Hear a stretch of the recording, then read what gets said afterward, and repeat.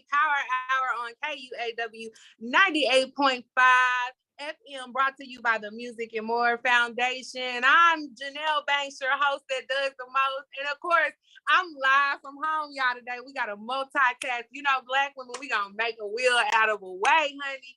I believe Jesus was Black because only Jesus would be like, yeah, let me make wine in the water. You know what I'm saying? Because we make a meal stretch, honey.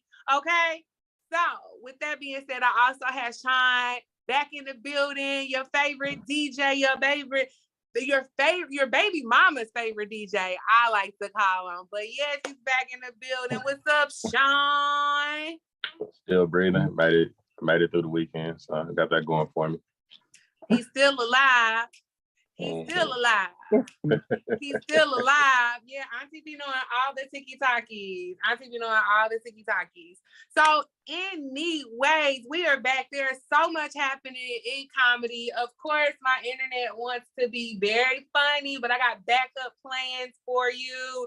But let me know. It's a lot of stuff going on in comedy. So we're going to get to the elephant in the room. No pun intended. This whole DL and Monique situation. I just actually wrapped up an interview on the phone, and I was talking to someone about this whole situation. Let me tell you. So, you know how everybody was like the whole Chris Rock and Will Smith thing was staged?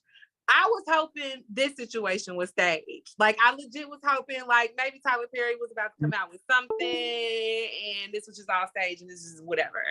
I'm not going, a lot of people, they don't agree with my opinion. Even the conversation I had, with somebody, they were like, I feel some of your points, but I don't. Because I stand for Monique at the end of the day. I just, I'm a back Black women up. But I do understand, the other side of the conversation or whatnot.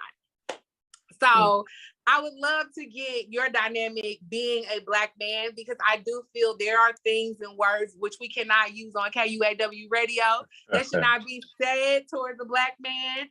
But I do feel in that aesthetic, sometimes attacking a Black man's character, and even I have kind of been made fun of because I'm very sensitive about Black men. Although I'm a member of the LGBTQ Sega Genesis, I like to call it, because we still all the letters.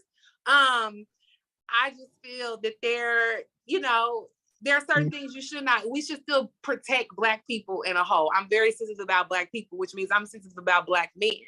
And so I can understand how some people may feel, how her message may have been perceived. So Sean, I just wanted to open the door for you because your conversations are prolific.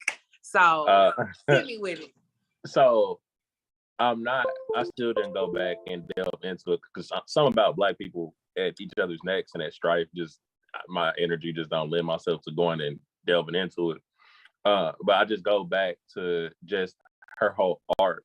Now, when she was going up against Steve Harvey, I was pro her because I kind of have delved some of the things he have done to be real self-serving and sometimes at the detriment of the Black community as a whole, especially entertainers. I think the problem that she's going to have the most is going to be, it turns into, well, it can't be everybody but you. And I think that's kind of the problem she's going to end up start bucking into. Like, don't get me wrong, she did have some claim to fame while she was talking about why the pay disparity between her and Amy Schumer was, but we all know what that was. And painstakingly honest, I've never found Amy Schumer funny in any kind of capacity. So I get where you're coming from. You got she got an Oscar. She got accolades. Yeah. So I think that I kind of, from what I saw, I think how she went about it might have been, I don't want to, unnecessary is the word, but I didn't see initially him taking it to a public forum, because at the end of the day, it just seemed like it was a discrepancy in business. And if it was a discrepancy in business, it should have been handled really beforehand, honestly. But the whole making a spectacle of it was, it's one of the things, like, people didn't know you had an issue people didn't even know there was an issue taking place until you said something. Right. You know what I'm saying? So if it was an issue, I just feel like before, you should just get all business done before y'all even perform. And I think that's more so, even now where I'm at now, people got to sign more times than not paperwork when it comes to me, because too many times on the back end they were trying to renegotiate. So I just think that was the biggest issue. It was just bad business. Not even from a racial standpoint. I just think the thing she got going against her is that she has a history of going against these folks.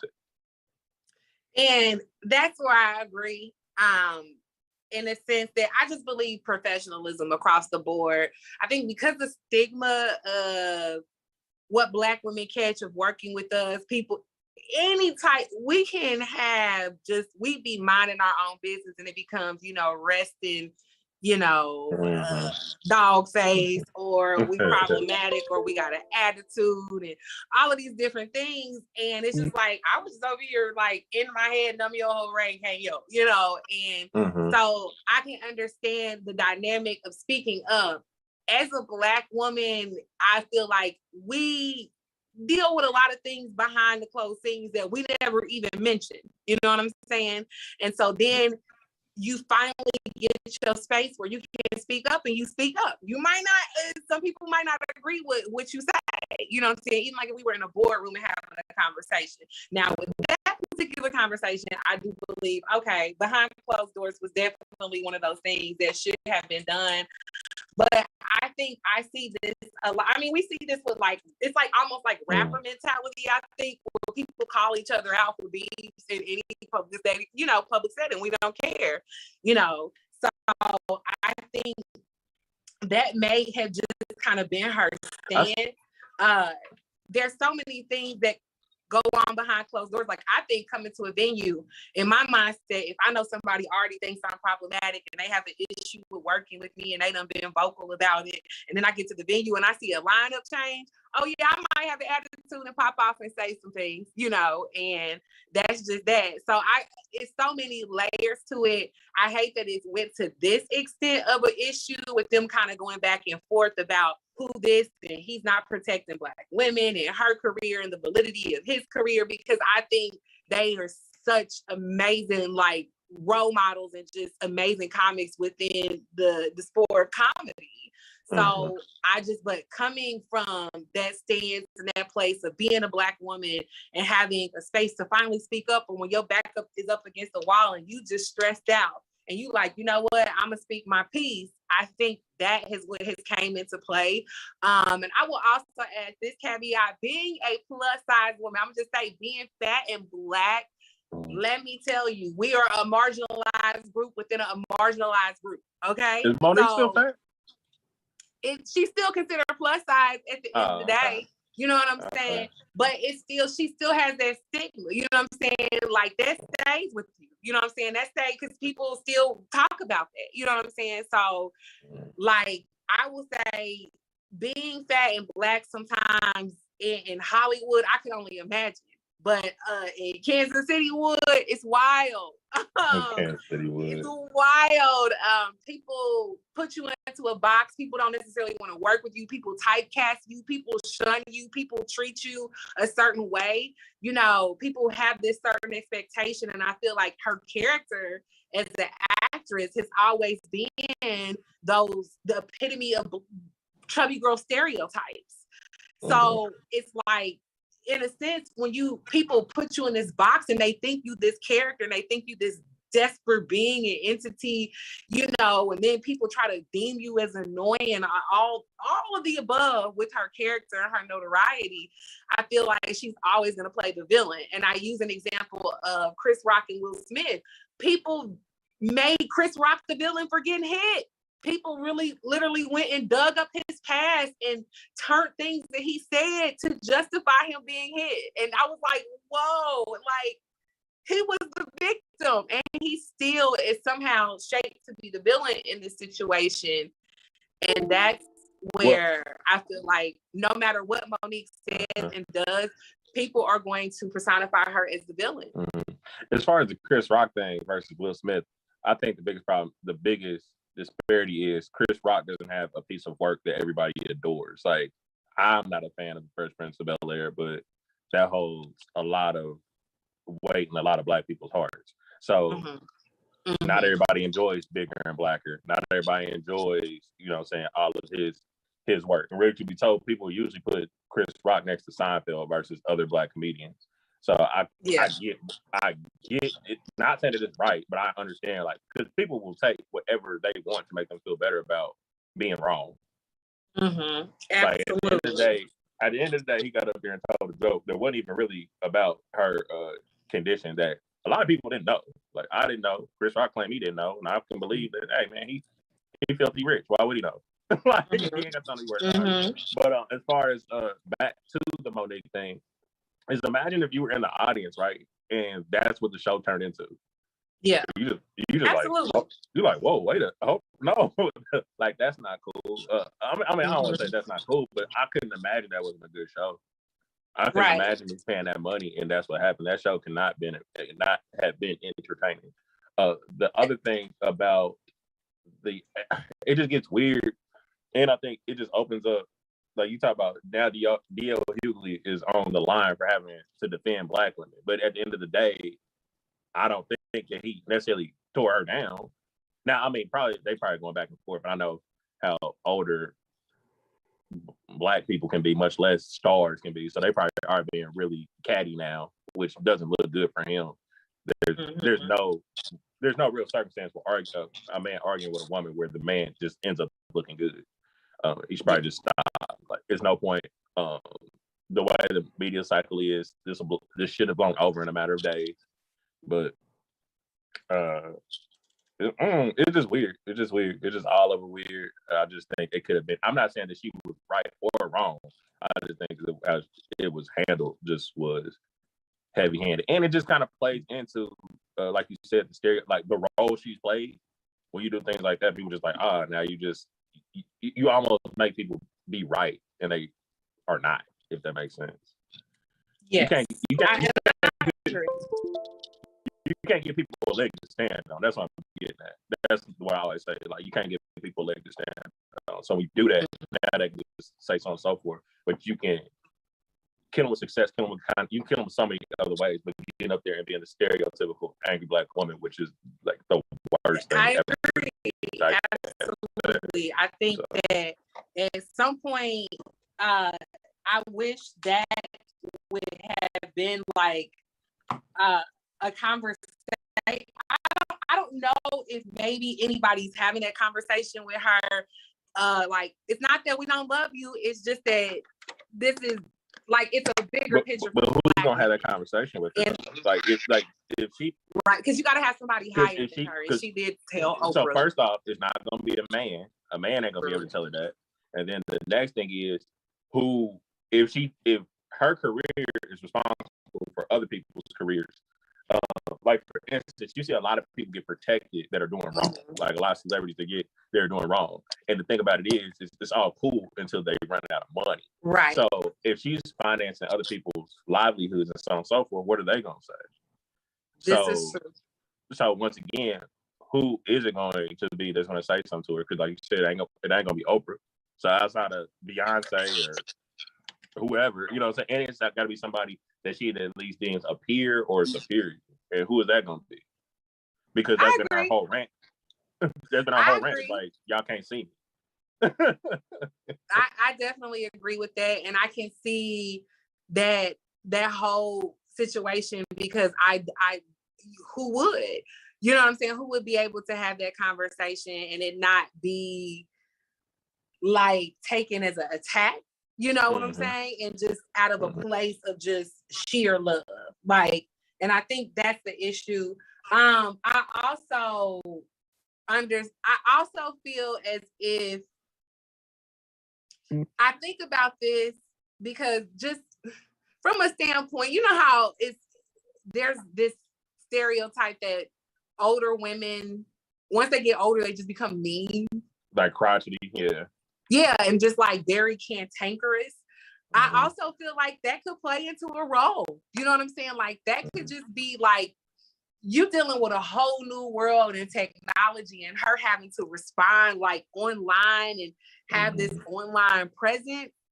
It just could be that she older and that's how let's keep it real. A lot of the conversations we have with our elders, they are very set in their ways. They're very matter of fact. They say very offensive things. They don't want to use pronouns, whatever the case may be sometimes.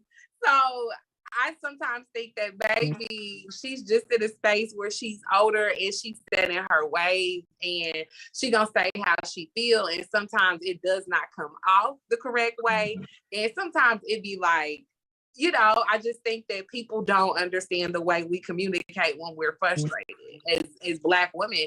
I think that sometimes we just get to a point where your mouth becomes almost like the weapon. Like at some point you're frustrated.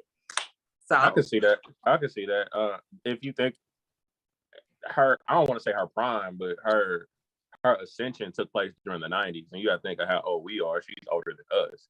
And the 90s, I know everybody talks about each decade was more lawless, but the 90s was as lawless as it got as far as political correctness. There were no protections against certain societal groups. Like those weren't laws yet or anything like that. You really could say, you could almost, have you ever watched Married with Children now? Like it's wild. Right. Just watching older things, like period, or like older movies, I'm like, and I'm not saying older, like I'm talking about 90s. And like I'm 95. like, you wouldn't be able to say this. You would not, like, people would not, this would not float. Yeah, like you can watch cartoons, like it's just crazy. And you're just like, yo, I can't believe they got that. And I thought this was like entertainment. Like it's nuts. And so I told somebody, I was like, yo, I think people are just sensitive now. And they were like, you sound like, I forgot what they said, but I was like, yo, I came up in the 90s and you could pretty much put anything on TV. You put anything as far as entertainment, and there was nobody to say otherwise. So I can imagine that she came up in there, and you know, think technology just probably ran past her. We're of a generation where we remember VCRs, DVDs, and not even using neither one of them. Yeah, exactly. Exactly. It's like, I remember like how technology came through and it was just like the Blu-ray. Like we thought that was the way. We thought that was like it. That like, was, and it's non-existent now. Like, you was a baller if you had a Blu-ray. If you had a Blu-ray collection, like my brother has like a gang of Blu-rays, and that was baller stuff.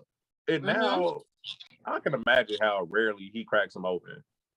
I imagine if you want to watch Do the Right Thing on demand, like you still have to use a DVD, but outside of that, you just can't.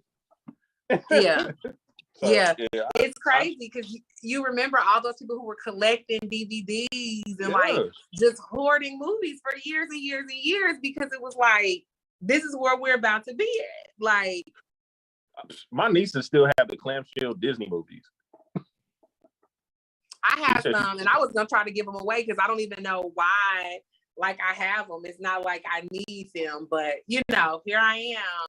So let's not, because we'll get into that. I want to talk more comedy because it's so many things going on in comedy. It's wild. So this article came across my radar not too long ago, and we discussed it. You a DJ. So this is why I love you, because we understand the hustlenomics of everything. And the article was called Hustle Culture is Ruining Comedy. And so there's a lot of things where I like this article. And then the other article I was talking about, I sent you, is, I forgot what the title of it was. Lord forgive me, y'all. I'm on a rampage. But it was about just the whole paying of comedy, how we're paid out. So there's a club, I will not put this club out there because I'm just not that type of person. But there's a club in Arizona that is still paying features $25 per show, which this is a common occurrence just in comedy in general. I always tell people when they get into comedy it's a beautiful thing, but it is the most unstable career choice at hand. And there are so many reasons why. I had a conversation with somebody earlier. One of the dynamics that you have to worry about is, one, if you will get paid; two, how will you get paid; three, when will you get paid; and four, what ramifications will come with you possibly getting paid. And there's so many more. Ramifications of coming with getting paid is sometimes, you know, the promoter is going to tell you, oh, the door didn't hit the way I wanted it to hit. We didn't make enough money on ticket sales, or I feel like you didn't promote the club or the show or something, so I can't pay you this amount of money that we originally agreed to. What I've learned is people will always scream at you, you need contracts, but what people don't understand about sometimes the booking world of comedy and the underground world of bars and comedy clubs and dive bars, nobody pulls out contracts. You're not signing a contract per show. And that's when y'all learned what a deal memo was for Monique. Because a lot of times artists will never even see the contract. They'll see a deal memo, which is basically information pertained within that contract, like the outline and the stipulations of it. We don't pay attention to that. We sign it, we move on. If I agree to do a show, normally it's we agreed to this amount of money, et cetera, and now we're gonna go to this show or whatever.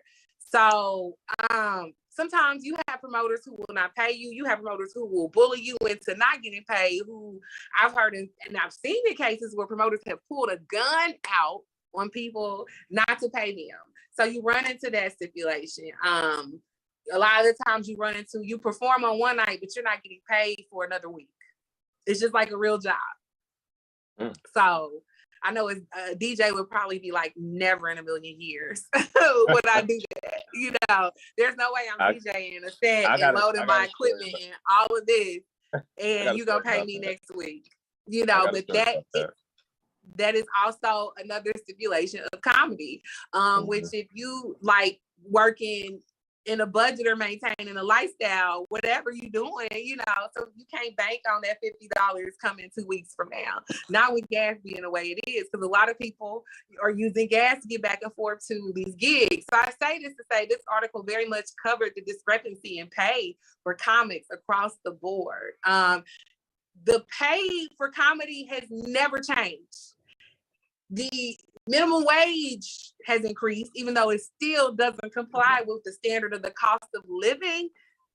The pay raises for comedy clubs don't necessarily move. And so we still are in a space where you have shows and comics who are only making out of a 6-show weekend, $100, $125, you know, and it's like, what? You know, and then you still got to pay for your hotel. You still got to pay for your travel accommodations. A plane ticket, nobody's buying a plane ticket for $125. Nobody's getting a hotel room, you know, for a weekend. Even a motel, those start at $90 now. You know, so comedy is a very hustle game. You have to, it's a numbers game. You have to play the game. And the thing is, you never want to turn down a gig because you never want to pipeline your opportunities, you know? So it's kind of like you have to play the numbers game. I talked to one of my friends who's a very well-known comic, very big name comic. And she was like, you know, of course I'm gonna get paid thousands of dollars for certain gigs, but I still take them random $25 gigs in New York because you just never know what doors is gonna open. You never know the experiences you're going to have. And it's also about maintaining professionalism. You know, so that article very much touched the spirit in my body because I experienced that a lot, you know. What was your take on it? So I was unaware that the pay was that bad. That's rough. I think the thing that stuck out the most to me about the article was it talked about how there were comedians that were willing to sleep in their vehicles for gigs. And so what I took from that is, well, two things. It does mess up the game because you'll have people, just like DJing, you'll have people, I've turned stuff down and then seen a flyer for what I was just talking about. And I was just like, ain't no way. And I'm, you know, like, granted, you see me in the t-shirt, you know how I get down when it comes to like the things I like. And with that being said, I don't feel like I should have to sacrifice the things I like to help bolster somebody else's pockets because you're coming to seek something from me. The other problem that I saw with that is that now I think it's probably more America thing. America makes it seem that you're supposed to struggle, like there's supposed to be so much struggle that comes before success. And that's weird to me. And that you should have to, now mind you, we stay in a country where people will be more upset about people that have millions, sometimes billions of dollars, and then think that you're supposed to take hundreds, and if you're lucky, thousands of dollars. Like, that's nuts to me. And so that was one of the things that stuck with me the most out of the articles. That no, if y'all bringing in thousands and third, and truth be told, I play a part in this. And a lot of times you sought me out, not the other way around. Now, I do appreciate it, but you also see some value in me, because if I was trash, you wouldn't be calling trash. Right. I wouldn't be on the roster. Right. Yeah. You see what I'm saying? So the financials need to start equaling up to the talent. You see what I'm saying? So y'all not about to. So even if, let's just say, anybody that you deem dope, if they just was like, nah, I'm cool, they not about to turn around and start putting trash artists or comedians on that stage. Right. Now, just the feature now got to, or I forget, I don't know the terminology. Is the feature the first person or the second person? It depends, but yeah, they're normally the person before the headliner. We call them openers in the music. Yeah. So now the headliner has to bring an opener with them, if that's the case. You see what I'm saying? So like, that was the part that got me. And that's just amazing. It's just overall amazing. And it is nuts that people will try and pay you down the line. I had this is your platform, so I ain't gonna put their name out there, but I had some people that I watched hand out a $10,000 check. They were awesome. Like, they did like startup stuff around here. Black tech. I forgot what they ins and outs were. Some of the most boring speeches I ever had to sit through. And when I tell you, they were paying me, I want to say $100 an hour, but I was there for 2 hours and they didn't cover setup. So we talking about, and then wanted me to do it through a PayPal invoice. So I was already taking a 3.5% loss off top. And so that don't mean nothing to you, but I'm a Capricorn. I want all my money. Absolutely. So I don't want taxes taken out. I want all my money. I want all my money. You know what I'm saying? And so then the last part about it was, man, I remember once I had to pull up to them for my money. And and I like the dude that was my contact, but it's my money.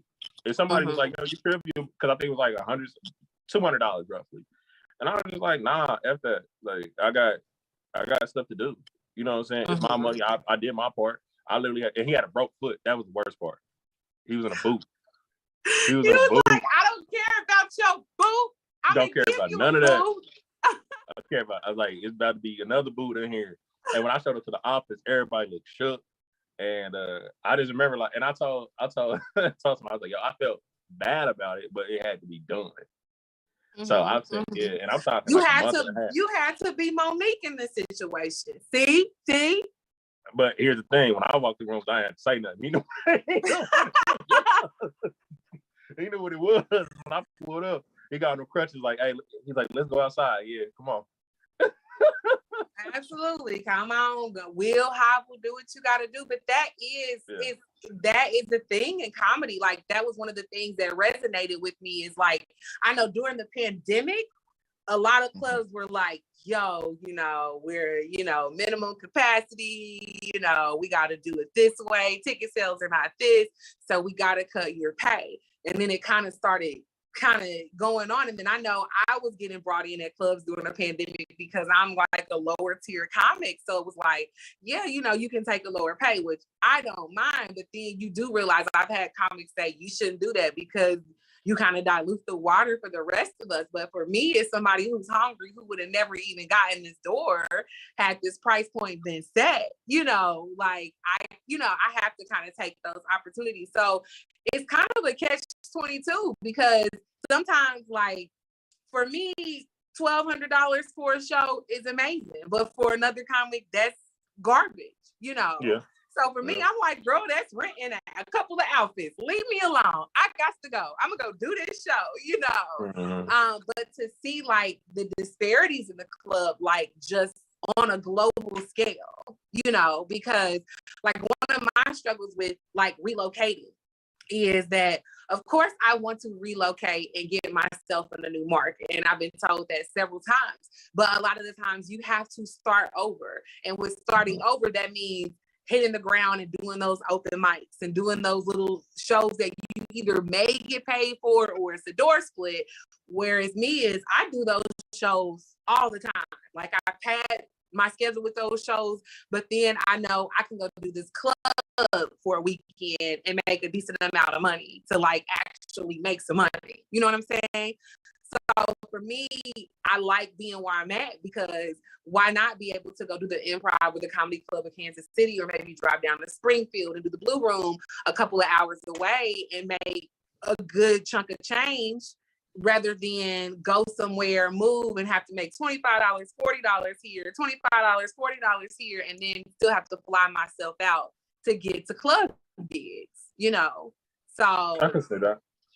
Well, that's one of the reasons why I've always kind of maintained, you know, I want to leave Kansas City, but it's so convenient for me as a comic because I've worked my way up to getting in those higher paid spots in clubs where I can feature. So, I mean, the pay between, I will say Kansas City clubs are not paying no comics $25 an hour or $25 a show unless it's a smaller club or a different type of show, or it's like a self-produced type of production. Mm-hmm. Our payouts are a little bit better. I will give Comedy Club of Kansas City and Improv way more credit for what they pay. You know, I ain't gonna say it's the like, oh my God, we balling, but they pay. It's not a bad pay out at all. So you're gonna eat. You know, so I've never experienced like working at a club and getting paid that amount, but that exists like on the East Coast. That's very prominent. Like I think somebody was telling me a breakdown of basically what they get paid was like $12 to $20 a show by the time they get done with the weekend.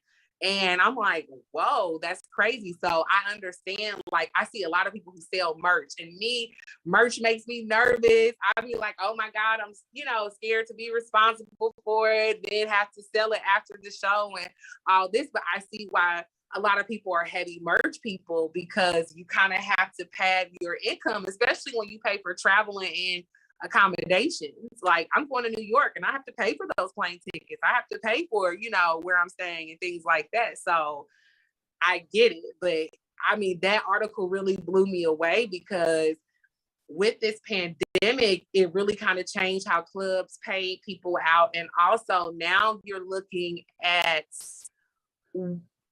this, the cost of living is changed. You know, once again, the cost of living is 10 times higher. So I can only imagine for like a New York comic or LA comic, you know, or even a Houston or Dallas comic where rent has tripled 3 times, you know, 200%. It's crazy. So I hope that comedy clubs start to reevaluate the pay.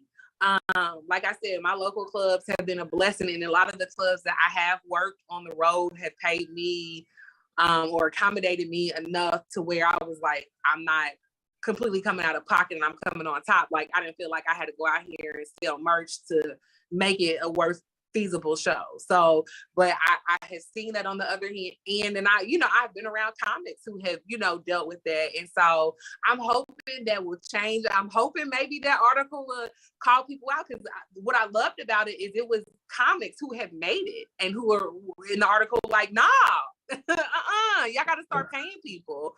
Like, but they also point out there's so many different ways to make money in comedy. It's not just doing that stage, and it's not just selling merch after the show. One of the comics that I know who's dope, like her name is Roxy Hayes. Matter of fact, that's gonna be our highlighted comic. Boom, boom, boom. Roxy Hayes from Houston, Texas. Now she's down in LA. She works with Deaf Digital. She's amazing. I mean, she's written for so many people. Has done stuff with Nickelodeon. She's amazing, but it just shows that dynamic of how you can make comedy your bag outside of the stage, you know? So it's like residual income, you know, you can just constantly bring it in. And we learned from Warren Buffett said we got to have 7 streams of income to really make it and sustain. And you really do now just to get a tank of gas. You gotta have 7 streams of income. So another quick thing, we rolling through this.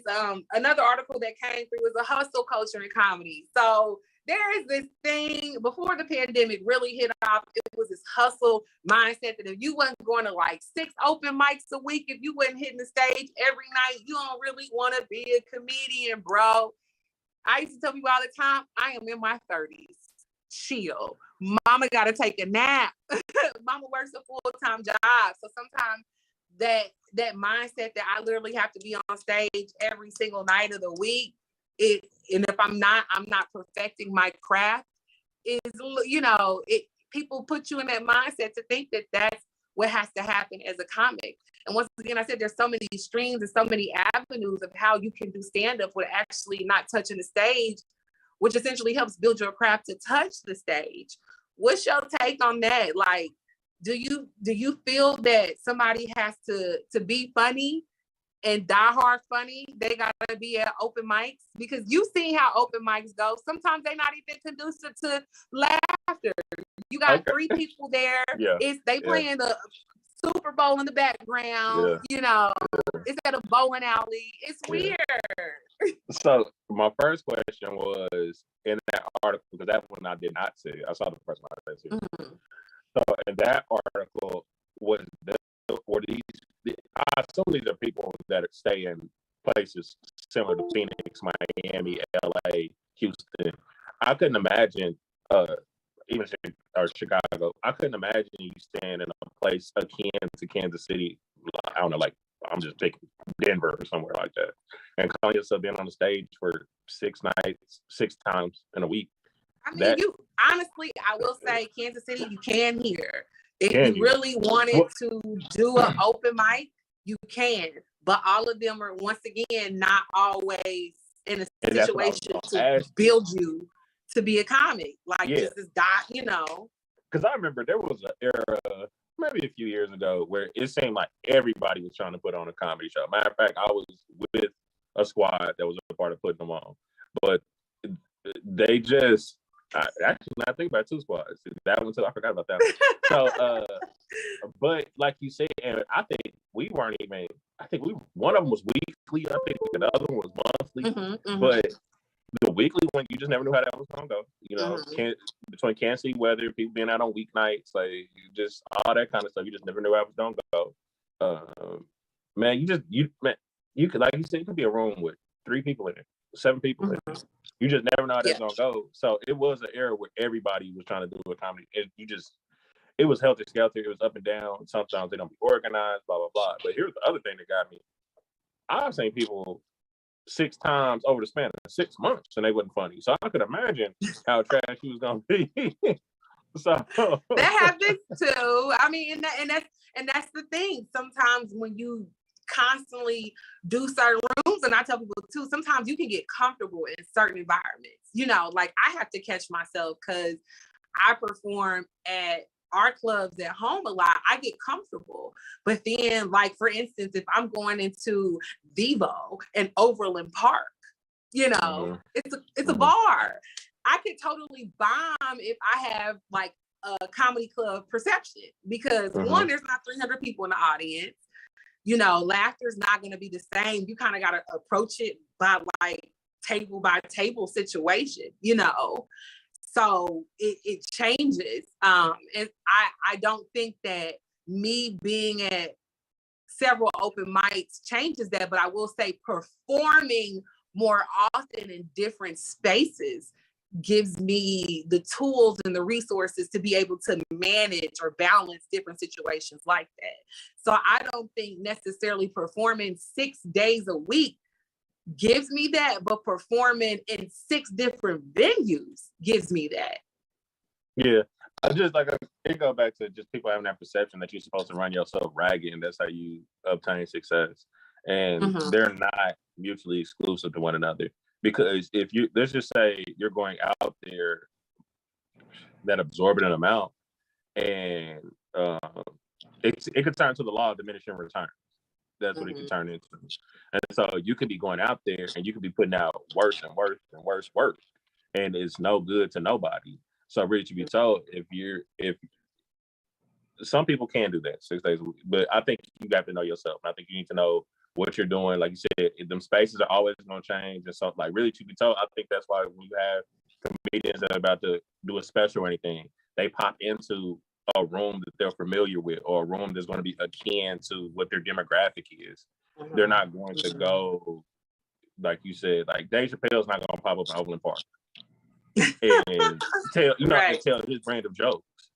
That's why you always see him pop up in San Francisco, or he pops up in New York when it's time for him to, like, these are the people that he talks to on a larger scale. So absolutely. So no, I wouldn't recommend people doing that. That's a very valid point. I definitely do think that that's very important to understanding comedy too, and just kind of how, like, when they ask, like, for instance, I know I just watched Cat Williams special, and they did this interview with him on Netflix, and they were talking about how he was just like, they were like, you just go straight to arenas. Like most comics, you see them on tour throughout the year, or, you know, hitting spots or pop-ups to work out material, whereas he disappeared, and then the next thing you know, he's in an arena. And he just basically said, you know your people, you know your fan base, you know your customers, and you know funny, and you know you're funny, and when your funny hits, it just hits.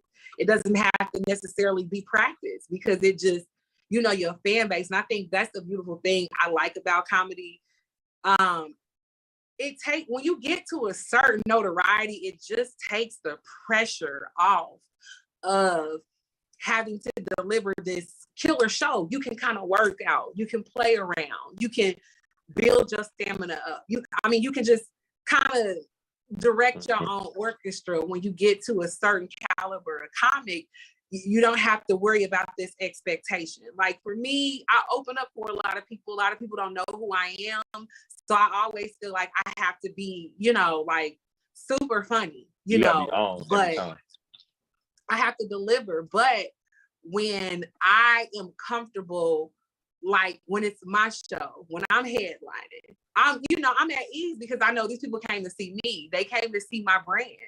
So this is more conducive to my, you know, what laughter is going to be, and my aesthetic of how I feel like the show is gonna go, versus, you know, if I open up for Rodney Perry, I'm comfortable. Those are my people. But like if I open up for somebody I get thrown in this place. Like I opened up for Sam Tripoli, and he's like a conspiracy theorist, white dude, hilarious, extreme conspiracy theorist. His crowd is not my dynamic at all. So I was very on like eggshells, like what is about to happen. But it's good time, good people, good. You know, I opened up every show with Black Lives Matter, and if you doubt it, I will fight you. I got on Adidas, I'm with it. But that was just, you know, that's my brand, kind of being true to myself and who I am. But it works so much easier when people come to see you, and it's the expectation of who is that? Because sometimes people will just, if they don't know you and it's one thing, one off, they'll just act like they don't want to be there, child. And that just, that is the worst part about comedy. Like, girl, you paid $40 and brought an outfit, and you just gonna sit there and drink your daiquiri with an attitude. So it's a wild experience. But I'm just excited. Comedy has led me so many places. I know the last show we talked about the train, and that experience. Well, I just performed at Kansas City Pride Fest.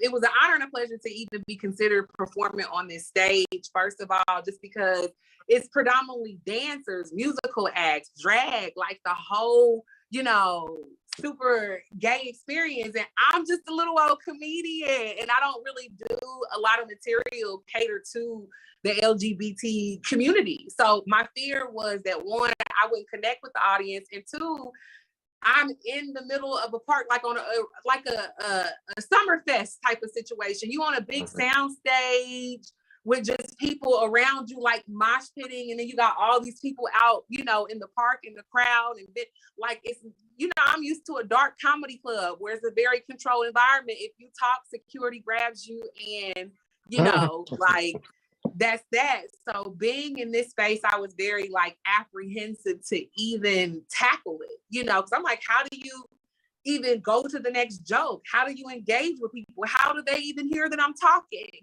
And when I say I felt like Lizzo, like Michael Jackson, like Prince, like I've never had an experience like this in comedy. It was 10, 10, 10, 10, 10 across the board. Just one, walking out onto this long stage and being surrounded by people. And like every time I did a joke, it was, you know, like people interacted and people, you know, screamed and yelled. I do a joke about, you know, boobies and, you know, being independent and flashing them, and people were flashing their breasts. And I, you know, do a joke about being independent, and I start rapping the song, and you know, you got a crowd rapping with, it's wild. I've never experienced any of that. And it was mind blowing. So that was so awesome. Pride Fest, thank you for having me. I hope y'all have me next year, honey. If I ain't blew up and moved away and live in Tyler Perry's closet somewhere, just let me know. I will be there.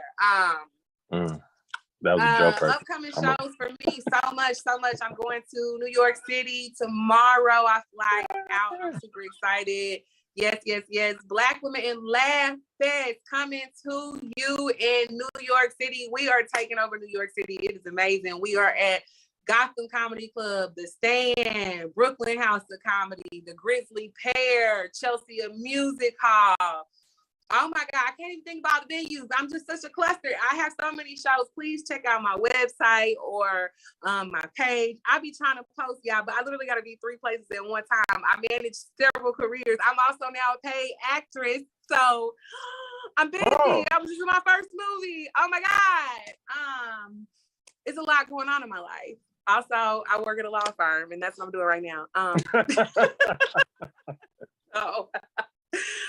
Please make sure you stay tuned for all of that. Like I said, I wanted to highlight Roxy Hayes. One reason I love Roxy Hayes, she's amazing, she's beautiful, she's hilarious. Make sure you follow her on TikTok, Instagram. She's on everything. She is hilarious. She is in the anime, and I just want to learn so much about anime because she makes it look cool for Black women. One, she is a writer, she is an author, she is a dope comic, she is a model, she is a creator, a content creator.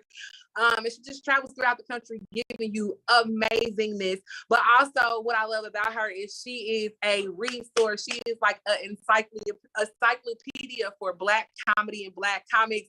And she has curated a group for us to all learn and gather from each other, to book each other, to just be and absorb comedy and learn how to do it the right way and the wrong way and any way you need to do it. She is a resource. I love what she does and how she does it. And she don't play no games. She's about that life. But she's just amazing. Everything that she does. If you look her up, you will be like, whoa, sis is dope. I can't even think of everything she's done. But she works with Kev on stage. So that's how you know she's dope. And all deaf digital. Like, that's amazing. So I just like, she's just an amazing resource. That's what I love her for. She's super helpful. Oh my God. And she's an amazing graphic artist. She literally does everything. She can sing, she can play instruments, she does it all. So I salute Roxy Hayes. She's phenomenal, a phenomenal being. Please check her out.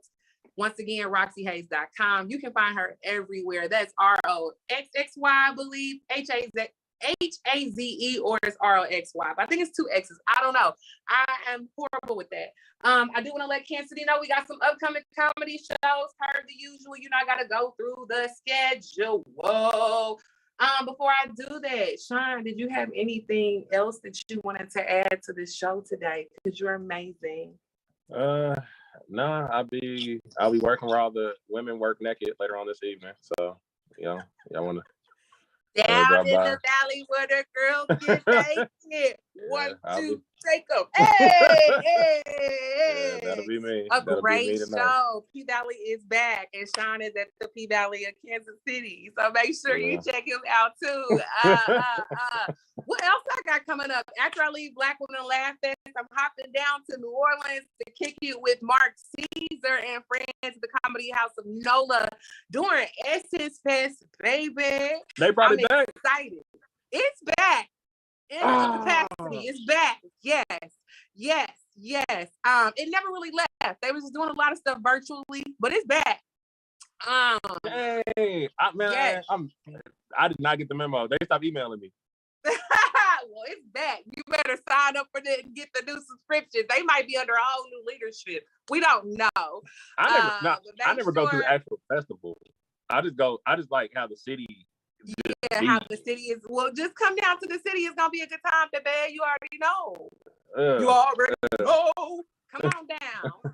What else? After I leave New Orleans, I'm hopping over to Chicago. I finally get to perform at Riddles, y'all. I'm super, super, super, super excited. Riddles, which I know is outside of Chicago. It's a suburb, but who cares? I'm super, super excited. It's gonna be a Greek showcase showdown. So I'm representing for the ladies of Theta Phi Beta Sorority Incorporated. I'm super excited. You know me. I'm a Zeta. If you didn't know, now you know.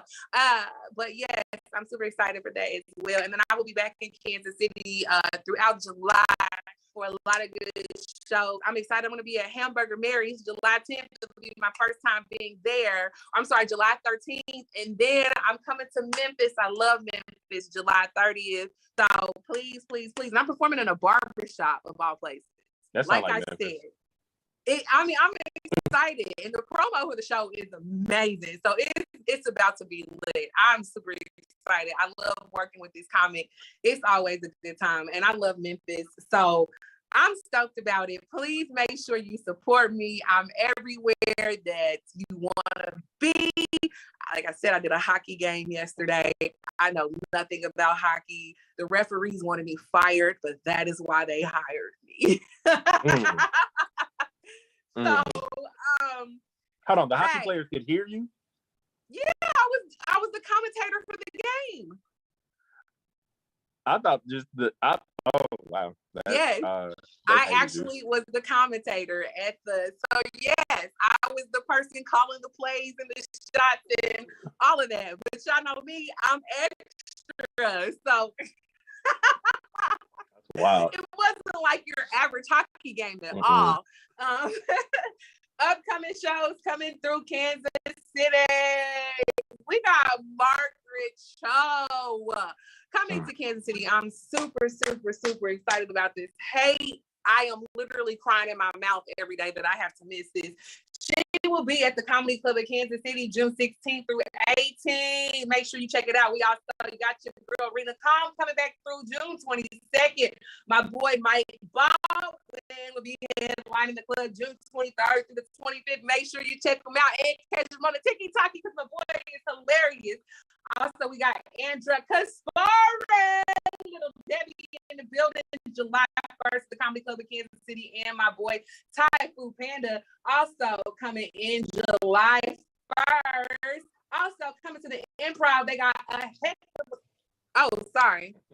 we got a heck of a lineup coming to the Improv. We got Ryan Hamilton this weekend, and then the following week we got Bruce coming, and then we have Steve Brown and friends coming the 16th through the 18th, and we also have my boy Rob Casey from New Orleans, baby, coming the 16th of June, as well as the Chrissy Show is coming back. And if y'all don't know who that is, that's the little church lady that does the videos that, come on, Maxine, Charlene, Maxine, she over there hating on me because she like my dress and she can't dance like me. Yes, make sure y'all check that out. And Dion Cole is coming to the Improv.